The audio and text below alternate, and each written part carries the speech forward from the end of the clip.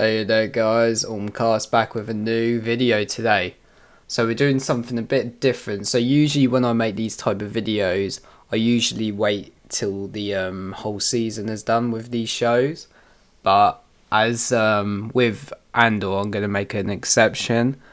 So with them releasing 3 episodes each week, I thought I would just do a review for each week of each 3 episodes, to be honest, because they're all like one story. Like they're all like one sort of like movie combined together basically. So yeah, I thought I'd do something a bit different this time.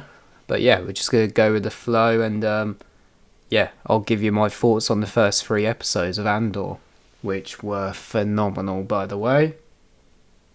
So yeah, let's get into right, yo. So yeah, we're gonna get into it now. So yeah, I watched all 3 episodes and they were just phenomenal. What a way to start the season, I must admit. But yeah, I really like these first 3 episodes. They went really strong with these episodes, I won't lie, to be honest. And I cannot wait to see what we've got coming up next for this season. Like, because obviously this is all leading to where it all ends in Rogue One, to the events of that movie. So yeah. But yeah, the season starts off 1 year after the events of the end of the first season, basically. And we see Cassian like undercover, basically trying to steal like a tired Avenger. He's pretending to be a test pilot, basically, for the Empire. And yeah, it's really cool seeing the TIE Avenger for the first time in canon, which is really cool. And this was on the planet seaon, I believe it's pronounced, Test Facility 73, which is where they make like all their TIE like fighters, basically all their starfighters for the Imperial Empire. So yeah, I believe it's owned by the seaon family as well, this planet. So I imagine that maybe the Empire gave them that planet basically to build ships for them and that. So pretty cool. But yeah, we see Cassian stealing the TIE Avenger. He almost gets destroyed by a bazooka by a range trooper, and the range trooper has like the bazooka that you can actually use in Battlefront, which is quite funny because I recognise that straight away. But yeah, from playing Battlefront. But yeah, seeing the range trooper again was pretty cool because obviously we saw them in Solo, a Star Wars story as well. So it's pretty cool seeing them again, which is really cool.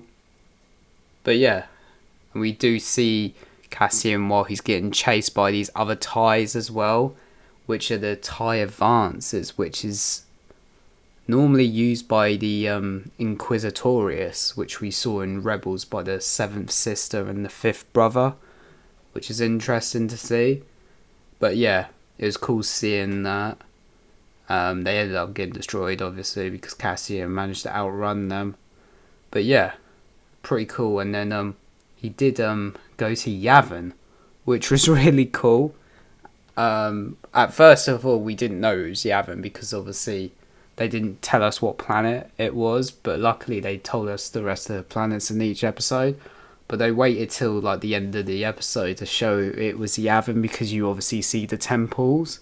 But while he was on Yavin, he got caught up with these other rebels that were on the planet, basically. And it just like proves why like you need a larger rebellion to come together, basically because all these rebels don't have strong leadership, and they're quite divided. So Cassian's given a front row seat to that, basically.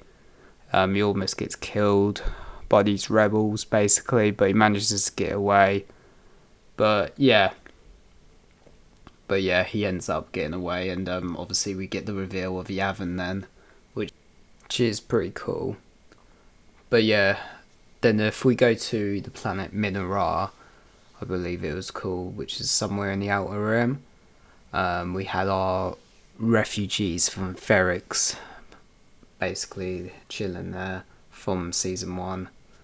Obviously, like Russell, Bix, who's still going through some PTSD as well, which isn't good, because we do see her have a nightmare in that, where she's seen that doctor that tortured her. But yeah, they're just all like helping out with the community there and the harvest, and then it all goes up when they see an Imperial ship come and the Empire come, and they're inspecting everyone on the planet basically, because they've put a frequency blocker on the planet, which isn't good. So Cassian does come in at the end and does save them, but we lost Russell, who got shot by a stormtrooper. Like, since when can stormtroopers aim? The one time they can aim good, man, I was absolutely gutted. But yeah, I went happy with that. We also did get a really like chilling like scene between Bix and this Imperial officer. She ended up killing the Imperial officer in the end, but he definitely deserved it. But he basically tried to use his power, because of his position, to get what he wanted. Basically, I'm not gonna say what it is because I don't want this video to get demonetized or anything. But yeah, if you know what I'm talking about, you know what I'm talking about. And I know people going on about, well, we've never seen that in Star Wars before, but we have a few times. There's been a few hints of it, like in books and that, in like legends and canons. So, but yeah, that was a hard scene to watch, I must admit. But yeah, that was a great performance though. Very hard to watch. So yeah, moving on.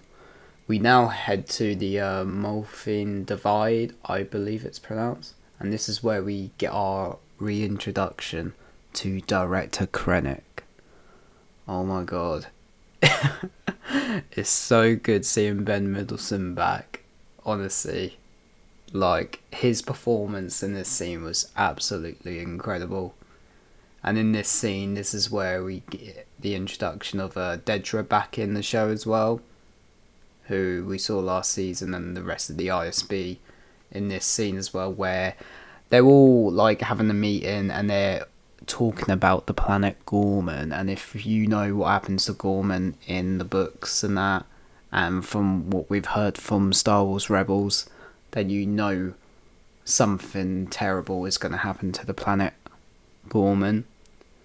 But yeah, the Empire want to take the planet because of its resources, but it obviously doesn't go well. But yeah, we will have to see where that leads into. I wonder how they're going to adapt the Gorman massacre, to be honest. We will have to wait and see if it'll be anything like in the books or from Legends or whatever. But we will see.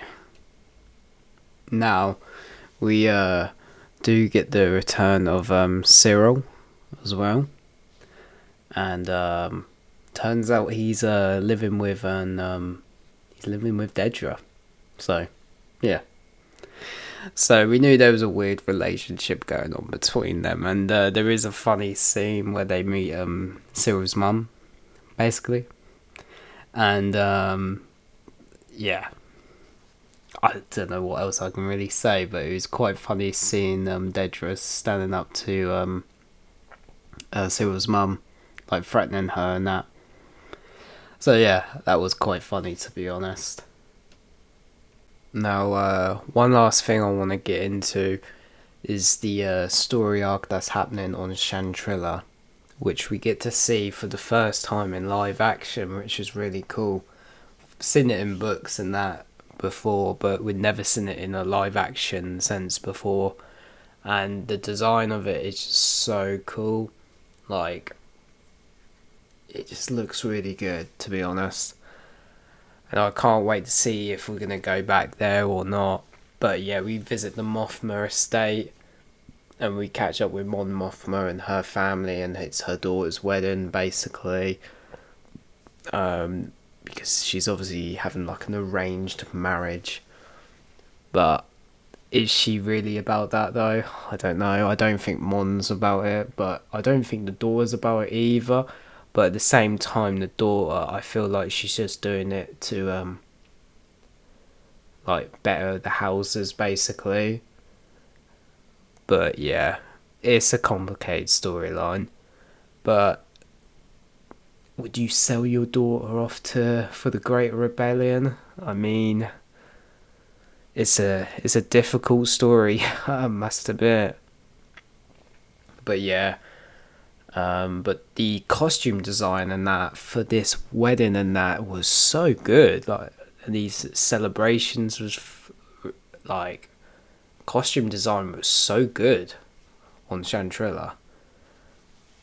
We do see Tay Korma, I believe his name was, come back as well. And he's had a bit of an issue where some of his investments have like not worked out, and he's lost his wife and that. And I think he goes to Mon, and he's kind of wants something out of this to work out for him, which doesn't sound good because he might go to the wrong people and give the wrong information basically, because the rebels haven't really been helping his business, so, and for the foundation he set up. So yeah, it's not a good sign. So they do kind of hint at the end he might be getting killed, maybe. They don't really pay it off. Well, they do, but they don't really say it. So I'm going to say he might be 50-50 dead or alive, because he obviously leaves these celebrations early, and we do see the return of what's her name? I've forgotten now. Cinta Cass? Yeah, that's it. Cinta Cass, who is obviously the like girlfriend of Mon Mothma's cousin. So yeah, that was definitely something. But yeah, who knows where that's going. So yeah, because Mon Mothma's cousin was Vel was her name. Yeah, but we'll have to see where that goes. We did get a really cool Easter egg though, which I did like. We got to see Erskine, who was obviously with Mon Mothma in Rebels, when we first saw her in Rebels when she left the Senate and that. So we're seeing Erskine's in live action here, which is really cool. So a Rebels character making their way into live action technically. But yeah, really cool seeing that. So they're sort of setting up that storyline where she's going to do that massive speech and stand up against the Emperor in front of the whole Galactic Senate. They're setting it up because of whatever's going to happen in the future with the Gorman massacre. But yeah, this is something that we need to brace ourselves for. We also did get a cool Easter egg for the Rakatan Empire, the Infinite Empire, with the like the statue or artifact that Luthen brings to the celebrations at the wedding, which was really cool. Like the shrine, which was like stolen like 25,000 years ago apparently. But yeah, that was like a cool Easter egg, that little Old Republic sort of Easter egg, I would say there. But yeah, it was pretty cool. But yeah, Chantrilla was so cool, that planet. I really liked the design of it. I really liked the whole scene where they're like dancing and then that with that music at the end, while you have all this chaos happening elsewhere in the galaxy. But yeah, it was definitely something, these 3 episodes. But yeah, guys, these are basically my like breakdown and my thoughts on the first 3 episodes. I must admit, it was a phenomenal start, and I can't wait to see where the next like month is going to take us, or so, with these episodes of Andor. But yeah, guys, I want to know what you guys think and what your thoughts are. But yeah, if you like this video, leave a like and subscribe to the channel as well, and I will see you guys in the next one.